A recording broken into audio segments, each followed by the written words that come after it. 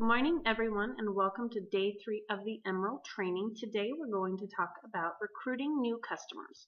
So I had already made a video for this, but after Summit and some of the things that I learned, I decided I wanted to make a new video because I wanted to share the latest and the greatest with you guys. Where to start? Well, some of it I'm probably going to backtrack a little bit for you, but that's okay because I believe hearing things more than once can help get it in our minds so that we remember and it's on the forefront. One of the old ways is to start reconnecting with your old friends. Use that list of 100 names that you created. Find them on Facebook and start messaging them, asking them how they are. Now, you're not inviting them right away. You're not talking about products. You've got to wait for that naturally to happen in the conversation. But start the conversations happening again. Ask them about family and what they've been up to and where they live, and engage in conversation and rebuild that relationship. The other thing is staying connected with the current people you are friends with on Facebook. Just because we're friends with them on Facebook and we see their posts and we know that they see our posts doesn't mean that we're connecting. So make it personal. Make sure you're liking on their pictures, comment on their posts, and send them personal messages. That's huge. People are going to be more open behind the scenes than they are just on their regular posts on Facebook. So keep in connection with them. And when you see that they just got back from a trip, send them a message and let them know how the trip was. Help them to feel like you really, truly do care and that you are paying attention and that you do see what's going on in their lives. And then you'll want to make new friends. That can happen a few different ways. One of the things that I do is I will go through my personal friends on Facebook. I'll go through their friends list, and that's a good memory jogger for me. And I'll look at their friends and say, okay, who have I had a personal interaction with? And if I've had a personal interaction with them, then I'll send them a friend request and I'll start that process, thanking them for accepting my friend request, asking how they're doing, and reconnecting. When I get likes on my fitness page, and those can either be natural, which they call organic, or it can be because I placed an ad to get my page out there and get new likes. Every time there's a new like, I will look at that person's Facebook page, and a lot of times it's limited what I can see because of privacy settings, but you can generally get a good feel. And if it seems like a good fit, then I will send them a friend request. And as soon as they send a friend request, I'll send them a message back thanking them for accepting my friend request and for the like on my fitness page, and start a conversation that way. Something short and simple. I'll post a script example for you along with this post. And don't be afraid. There's been a few people then that have accepted, and then when I see the kind of stuff that they post and what's clearly important to them, it's very different than me. And don't be afraid to then unfriend them. Chances are they're probably not even going to notice because you haven't spent a lot of time building that relationship. So don't feel obligated that it has to stay that way, but sometimes we won't ever know unless we try. And I've met some pretty cool people that way, so that's something that I'm glad I have done. But if you'll notice that I said as soon as they send the friend request, send them a message thanking them and acknowledging them. And I learned that the hard way because Jen told me to do that, but I didn't hear the do it right away part. I just heard the, send them a friend request and then send them a message. Well, I would wait, and sometimes it'd be up to 2 weeks. I don't know why. Looking back, I would get busy with everything else. And then they'd be like, who are you? Why are you friend requesting me? And I felt like a total stalker. It was kind of a crazy feeling. And I was telling Jen, and she's like, I've never got that. I don't know what's going on. Well, then it clicked. It's because I'm waiting so long that I'm not fresh in their mind and they don't remember. Because my fitness page is called Believe and Achieve Fitness with Mandy. And then my personal page obviously goes by my name. So they weren't connecting the dots. But because my face is the profile picture for both, if I do it right away, they'll connect the dots. And I've had pretty much everybody accept, and started some really good conversations that way. We talked about the fact that you'll want to be creating conversations with all of these people, and as you create conversations and you go back and forth and you're talking personally, doors will open to talk about programs. They'll make a comment about how good you look. They might ask what it is that you're doing.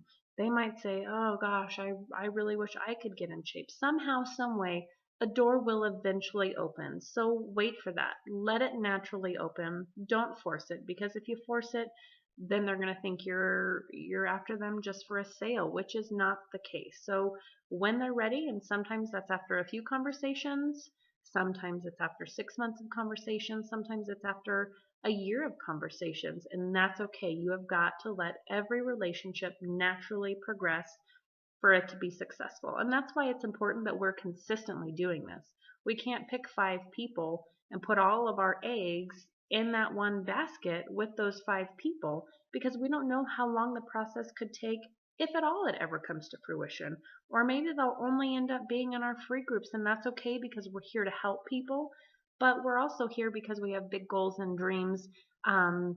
And we want to make a living off of this business as well. So that's why it's important to always be working with multiple people, always be adding to your network, because there is that delay, 30, 60, 90, 120, sometimes 365-day delay, you guys. So make sure that you're always working on that. Wear and share is awesome. When you get free swag from Beachbody because you hit Success Club, wear that. Take advantage of that. If you see something in their clothing line that you like, get it. It starts crazy conversations. When I wear my Beachbody gear out in town, when I'm carting my Shakeology cup around with me, either for water or because I'm drinking a shake, people ask questions like crazy. So do that. Elaborate on that, and don't miss those opportunities. If somebody says, "Hey, what is that?" or "Why do I always see you in workout clothes?" or even if it's just tiny, don't be afraid to jump on that, because we're here to help people and love on people. So it's not bad for you to honestly answer their question and say what it is that you're doing, and then turn around and invite them. "Hey, I have a free clean eating accountability group that starts next week. I'd love for you to join me. Are you interested?" And go from there. What's the worst they're going to say? No, but that's okay, because you know what? They're going to go home and they're going to think about it. So even if they start getting healthy on their own and it's never someone that we end up personally helping, at least it's still somebody we have helped in an indirect way and got them going. Or maybe it'll be a conversation that opens up the next time you go through the checkout lane and they're the cashier. So don't be afraid. Don't miss those opportunities. If someone asks, "Hey, how have you been? What are you up to?" Don't be afraid to share that. It's a part of our story. It's a part of who we are.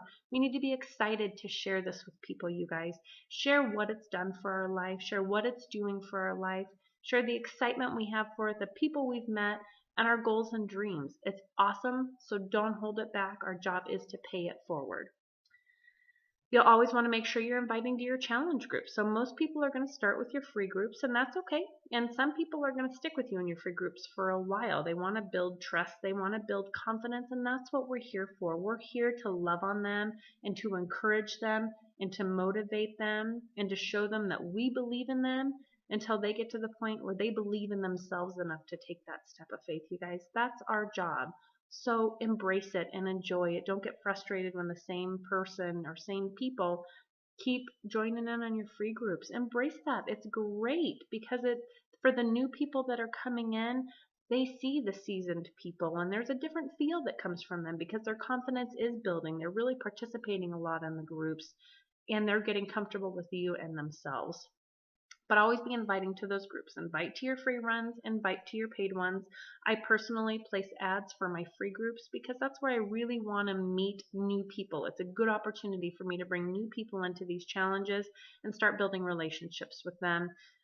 With the paid groups, a lot of people aren't going to purchase a $140 challenge pack from a stranger. So I don't post ads for those. I just post them in on my fitness page and on my personal page and invite people, and you get a good 3 to 5 people.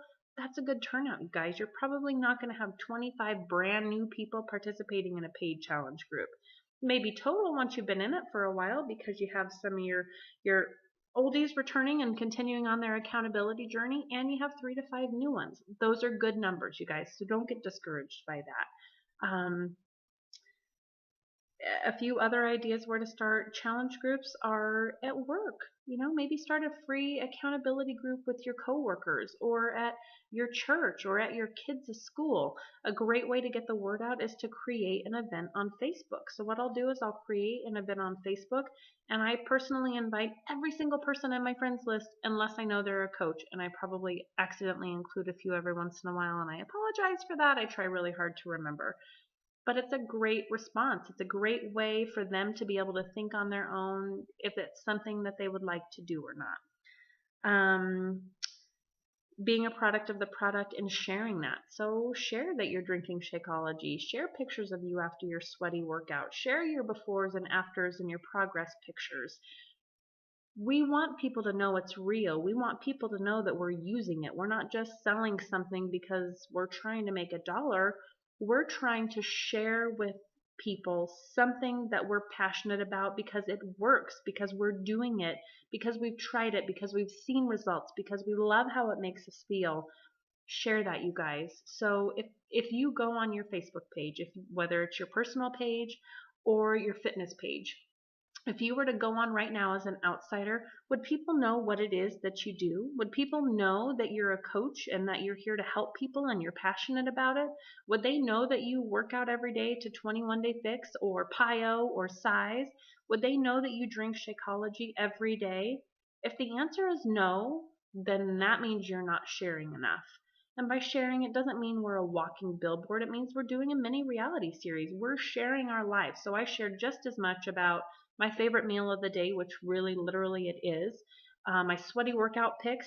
I hate taking selfies, and whoever would have thought I'm sitting here taking selfies all the time now. And of course I look gross and I'm sweaty and I'm smelly. Thank goodness they can't smell it. But I'm doing that because I'm passionate about showing people that I'm here. I'm doing the work. I'm loving it. I'm seeing results. I'm feeling results. So don't be afraid to do that, you guys. That's going to make people come to you. There's people watching you that you don't even know are watching you, that out of the blue will come to you and say, hey, I've been watching you and I'm ready. Help me. So embrace that, you guys, and share it. And the other thing is to share your story. And they talked a lot about this and Summit. Well, there was one gal that did, and I'm probably going to tear up a little bit right now. Share your story. Be proud of where it is that you came from. And that means all the way from when you were little until now, because those things that happened to you when you were growing up, those things that you experienced when you were growing up, they're helping to form the person that you are now. So you guys, don't be embarrassed. And sometimes it can be a little bit painful, but what I'm learning is that it's also a part of the healing process, you guys. And what that's going to do is it's going to allow you to relate with other people. They're going to trust you because you're being vulnerable. They're going to trust you because they can relate and they see that you're human. You're not perfect. You don't do it all right. You make mistakes. We all do. We need to make sure that we're sharing that with everybody, you guys. So I hope these tips helped. I will post a few documents along with this video, you guys. If you have any questions, please let me know. I hope you're having a wonderful time in this training. I hope you're learning lots, and more importantly, I hope that you're applying it all. Have a great day, you guys.